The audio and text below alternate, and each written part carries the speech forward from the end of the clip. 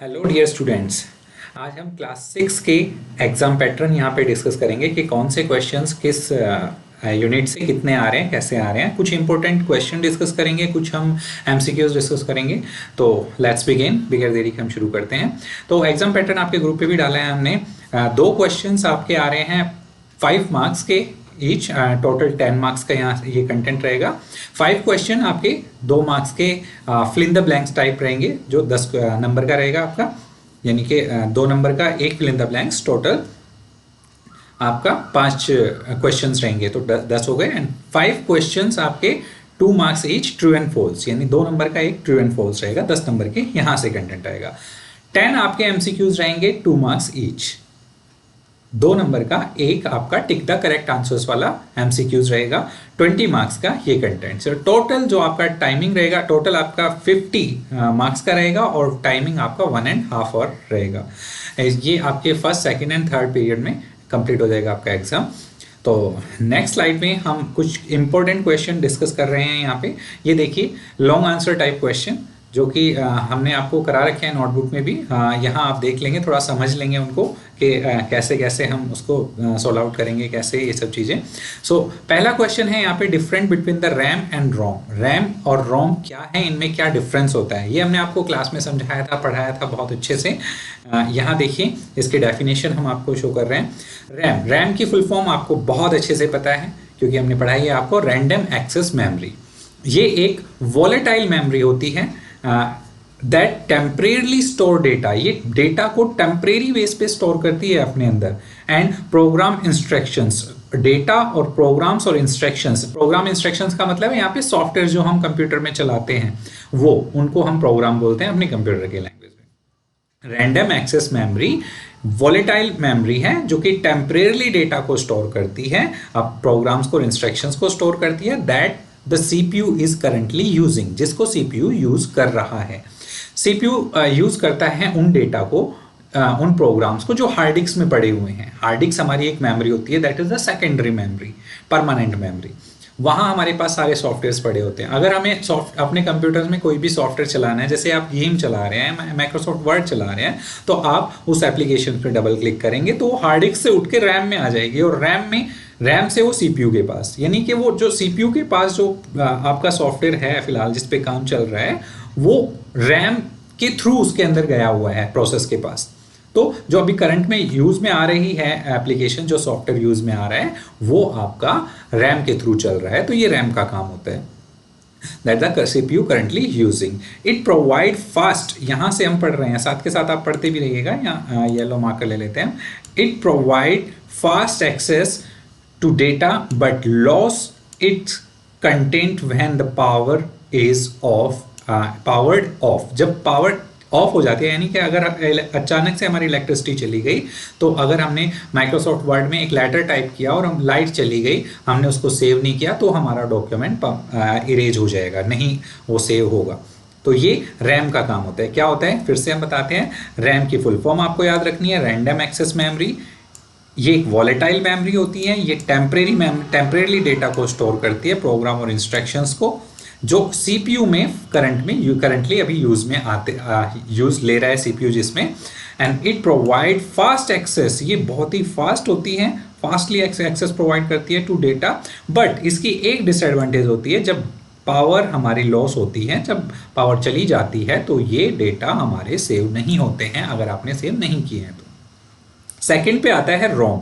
रोम just इसका opposite होता है, रीड ओनली मेमोरी। इसकी फुल फॉर्म आप याद रखेंगे, read only memory is non volatile. ये नॉन वॉलेटाइल, देखिए वो वॉलेटाइल है, ये नॉन वॉलेटाइल है। एंड मेमोरी नॉन वॉलेटाइल का मतलब क्या होता है, it retains its data even when the computer is powered off। ये अपने डेटा को अपने पास रखती है, अगर लाइट चली जाए तब भी इसके अंदर डेटा रहते हैं।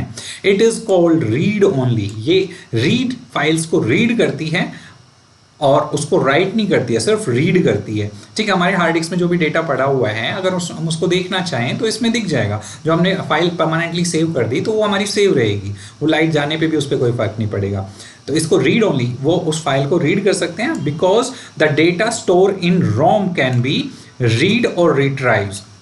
जो रोम में डेटा पड़ा हुआ है हम उसको रीड कर सकते हैं, बार बार उसको देख सकते हैं, कोई प्रॉब्लम नहीं आएगी। But it can not be return to और altered by the computer processors, लेकिन उसको अल्टर्ड और राइट नहीं किया जाएगा। अल्टर का मतलब होता है चेंज करना, उसमें थोड़ा बहुत भी चेंज नहीं किया जाएगा तब तक हमारा डेटा रैम के पास नहीं जाएगा। रोम में डायरेक्टली हम उसको चेंज नहीं कर सकते, सिर्फ देख सकते हैं, रीड ओनली।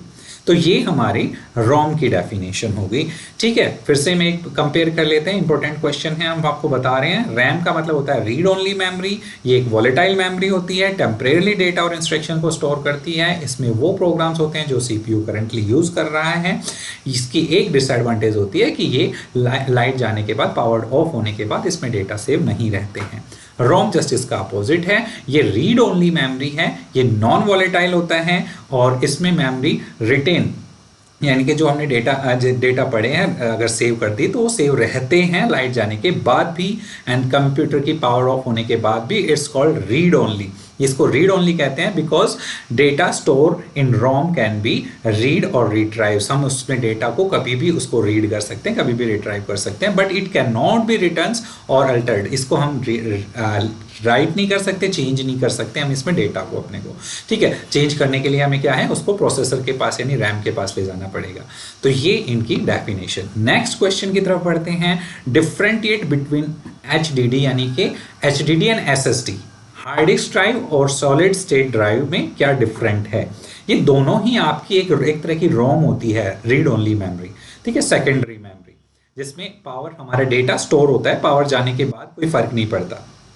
तो इसकी डेफिनेशन हम देख लेते हैं। Full form of HDD and SSD. HDD की फुल फॉर्म होती है hard disk drive, hard disk drive, and solid state drive. SSD की होती है सॉलिड स्टेट ड्राइव और एचडीडी की होती है हार्ड डिस्क ड्राइव। ये इनकी फुल फॉर्म हो गई, याद रह जाएगी। आगे बढ़ते हैं। HDDs use shipping data to store data, while SSD use flash memory for faster and more reliable storage। देखो, दोनों का काम है डेटा को स्टोर करना। HDD क्या करती है, ये शिफ्ट डिस्क का काम करती है, तो डेटा को स्टोर करने में आपने सेव किया तो हार्ड डिस्क में जाके सेव हो गया, आपने उसको ओपन किया तो ओपन हो गया। ये हार्ड डिस्क का काम है। लेकिन एसएसडी क्या है, फ्लैश मेमोरी की तरह यूज में आती है। फ्लैश मेमोरी और कौन सी होती है हमारे पास, पेन ड्राइव एक फ्लैश मेमोरी होती है। जो यूएसबी कार्ड होते हैं वो भी हमारे जो मेमोरी कार्ड वो भी हमारे फ्लैश ड्राइव में आते हैं। तो ये एक जो एसएसडी है ये फ्लैश ड्राइव होती है और इसके अंदर डेटा, ये एक रैम का भी काम करती है, डेटा को फास्ट, ये रीड एंड राइट का भी काम करती है। ठीक है, ये सिर्फ रीड का काम करती है। तो ये दिखने में कुछ इस तरह की होती है। ये हार्ड डिस्क है हमारी और ये हमारी एसएसडी है। ये साइज में भी छोटी होती है, ये बड़ी होती है। ठीक है, गॉट इट। आगे बढ़ते हैं। हर एक क्वेश्चन को बहुत ध्यान से देखते हुए चलिएगा। What is the function of NICs. NICs का फंक्शन क्या होता है, ये हमने आपको क्लास में बताया था। बहुत सारे बच्चों का इस पर डाउट था, तब हमने क्लियर किया था, याद है। एनआईसी का मतलब, पहले तो इसकी फुल फॉर्म आपको पता होनी चाहिए। इसकी फुल फॉर्म होती है network interface card. Network interface card. NICs allow computer, ये कंप्यूटर को अलाउ करती है to connect to the network, यानी कि इंटरनेट से जोड़ता है। ये कार्ड होता है एक तरह का, ये देखिए इस तरह का कार्ड होता है, ये एक कार्ड है। ठीक है, इसमें ये कंप्यूटर के अंदर लगा होता है, इस स्लॉट से, इस स्लॉट के जरिए कंप्यूटर में लगा होता है और ये बाहर की तरफ आपको दिखता है। इसमें लैन केबल लग जाती है, हमारी इंटरनेट की वायर लग जाती है इसके अंदर। तो ये एक एनआईसी कार्ड इसको बोलते हैं, नेटवर्क इंटरफेस कार्ड। और इसके कनेक्ट टू द नेटवर्क, ये नेटवर्क को कनेक्ट करने के लिए काम, यानी इंटरनेट को चलाने के लिए काम में आता है। Including wired Ethernet. वायर्ड जो कनेक्ट होती है ना, उस वायर को बोलते हैं Ethernet. Ethernet and wireless wifi network, इसी के थ्रू वाईफाई भी हमारा चल जाता है। ठीक है, तो ये अपने कंप्यूटर्स में क्या इंटरनेट कनेक्ट करने के काम में आती है। होपफुली समझ आया होगा। आगे बढ़ते हैं। कहीं डाउट है तो कमेंट में आप मैसेज कीजिएगा, कमेंट बॉक्स में, मैं उसको क्लियर करूँगा। ठीक है। What is the function of operating system? Operating system D number question है यूनिट नंबर 1 का। यूनिट नंबर 1 हम डिस्कस कर रहे हैं। What is the function of operating system. Operating system का फंक्शन क्या है, यानी फंक्शन का मतलब है काम क्या है, ऑपरेटिंग सिस्टम किस काम आता है। ऑपरेटिंग सिस्टम का मतलब समझते हैं आप, जैसे हम कंप्यूटर में यूज करते हैं विंडोज, क्लास में बताया थे हमने, कंप्यूटर में विंडोज एक ऑपरेटिंग सिस्टम। मोबाइल फोन में क्या यूज करते हैं, एंड्रॉयड, एंड्रॉयड भी एक ऑपरेटिंग सिस्टम है। अच्छा, एप्पल के फ़ोन में क्या यूज़ करते हैं हम? उसमें हम iOS भी हमारा एक ऑपरेटिंग सिस्टम है। तो डिफरेंट डिफरेंट डिवाइस के अकॉर्डिंग हमारा ऑपरेटिंग सिस्टम्स होते हैं। बगैर ऑपरेटिंग सिस्टम के हमारा कंप्यूटर या मोबाइल फ़ोन या एप्पल डिवाइस कोई काम करेगा ही नहीं, चल ही नहीं सकता। तो ये एक सॉफ्टवेयर होता है, एक बड़े लेवल का software. The operating system is a crucial software component. ये एक सॉफ्टवेयर कंपोनेंट होता है, क्रूशियल, जो बहुत ही इंपॉर्टेंट होता है, that manage hardware resource and allow user to interact with the computer. ये एक सॉफ्टवेयर होता है डायरेक्ट। अगर उसमें सॉफ्टवेयर, अगर ऑपरेटिंग सिस्टम नहीं है आपके लैपटॉप में, विंडो ही नहीं है, तो आप उस लैपटॉप क्या है? लैपटॉप एक मशीन है, खाली मशीन है। उसमें उसमें आप कुछ चला ही नहीं पाओगे, आप उसमें कुछ काम ही नहीं कर पाओगे। यानी कि आप अपनी जगह पे हैं, मशीन कंप्यूटर अपनी जगह पे है, जब तक उसमें विंडो नहीं डलेगी तब तक आप यूज़ नहीं कर पाओगे। तो ये एक यही काम करती है, एक मशीन और एक यूज़र यानी कि आप और आपके फ़ोन के बीच अगर कनेक्टिविटी बनानी है तो वो एक एंड्रॉयड ऑपरेटिंग सिस्टम बनाएगा। यानी कि उसमें एंड्रॉयड होगा, फ़ोन में एंड्रॉयड होगा, तभी आप उस फ़ोन को चला पाएंगे, वरना आप फ़ोन को साइड में रख के बैठे रहेंगे, क्योंकि वो काम का ही नहीं है, किसी काम का ही नहीं है। तो मशीन और ह्यूमन के बीच जो कनेक्टिविटी बनाता है, इंटरेक्टिव बनाता है, तो वो इंटरेक्ट बनता है हमारे ऑपरेटिंग सिस्टम के थ्रू। ऑपरेटिंग सिस्टम समझ में आया क्या होता है? अगर आपसे पूछ लिया जाए कि तीन ऑपरेटिंग सिस्टम के नाम बताइए, तो आपको पता होना चाहिए विंडोज़, एंड्रॉयड, मैक, iOS। ठीक है, ये चीज़ आप बताएंगे। ई नंबर क्वेश्चन देखिए, छोटे ही हैं, यहाँ पे डिस्प्ले में हमने डाला है। Who is known as the father of computer? बचपन से, यानी थर्ड स्टैंडर्ड से आप पढ़ते आ रहे हो, थर्ड स्टैंडर्ड से ही पढ़ा ना कंप्यूटर आपने, थर्ड स्टैंडर्ड से आप पढ़ते आ रहे हो कि father of computer Charles Babbage father of computer. लेकिन इसमें एक चीज़ और पूछिए यहाँ पे, एंड व्हाई चार्ल्स बेबेज क्यों हैं फादर ऑफ कंप्यूटर? ये आपको ध्यान में देना है। ये तो पता चल गया कि चार्ल्स बेबेज है। आप आंसर में देखते हैं, Charles Babbage is known as the father of the computer, क्योंकि ये आपने पढ़ा है हमेशा, थर्ड स्टैंडर्ड में भी, फोर्थ स्टैंडर्ड में भी। बिकॉज क्यों है? Because he was the first to invent the analytical engine. क्योंकि इन्होंने सबसे पहले एनालिटिकल इंजन का इन्वेंशन किया था, बनाया था कंप्यूटर्स।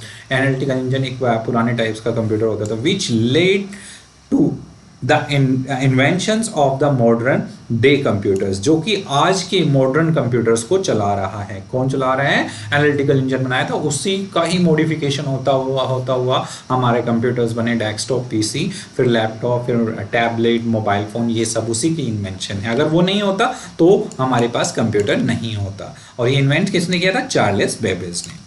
तो ये क्वेश्चन भी आपको समझ में। अब हम कुछ important multiple choice questions discuss करेंगे, टिक द करेक्ट आंसर्स में। फर्स्ट क्वेश्चन आप बताएंगे पहले कि पहला क्वेश्चन है, who is the father of computer? Just अभी हमने पढ़ा है, आप कमेंट में टाइप करेंगे क्या है, कौन है father of the computers? A John McCarthy, Guido van Rossum, Charles Babbage and Blaise Pascal. तो आपको पता है कौन है, आप कमेंट करके बताएंगे, ठीक है, तब उसका आंसर्स आपको मिलेगा, who is the father of computer. ठीक है, नेक्स्ट क्वेश्चन पे जाते हैं। The blank is responsible for rendering graphic and images. Graphic और इमेजेस का काम हमारे कंप्यूटर में कौन करता है? GPU, PSU, GPS and GPRS. ये तो बिल्कुल नहीं करते। तो ये हमने आपकी क्वेश्चन पे टिक करवाया था, किस पे? जीपीयू। ये जीपीयू का मतलब होता है ग्राफिक यूनिट्स, ठीक है, जनरल पर्पस यूनिट्स, जो ग्राफिक की एक यूनिट होती है।